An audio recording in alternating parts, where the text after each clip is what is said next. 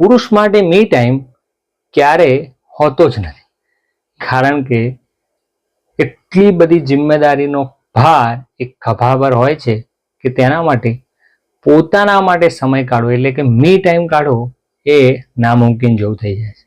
કારણ કે એક પછી એક સવાલો, એના પછી એ સમસ્યાઓનું નિરાકરણ લાવવા માટે પુરુષ સતત મથતો જ રહે છે. સિચ્યુએશન કોઈ પણ હોય તે હંમેશા અડીખમ તૈયાર હોય છે. તેના પગે થાક ક્યારે લાગતો જ નથી. ખભા પર ભાર હંમેશા 150 કિલોથી પણ વધારે હશે. ચહેરા પર એક સિકંજ પણ ક્યારેય નહીં દેખાય, કારણ કે પુરુષના પગ એ થાકતા જ નથી. એનું કારણ આજ સુધી કોઈની પાસે છે જ નહીં.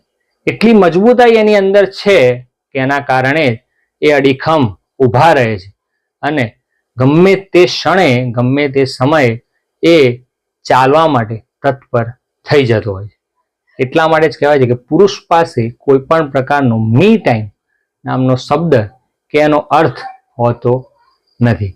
એ પરિવારના કાર્યો કરવામાં અને પરિવાર માટે સમય આપવામાં, પરિવારની જવાબદારીઓ પૂરી કરવામાં સંપૂર્ણપણે હંમેશા લાગેલો જ રહે. એટલે પુરુષ માટે મી ટાઈમ હોતો નથી.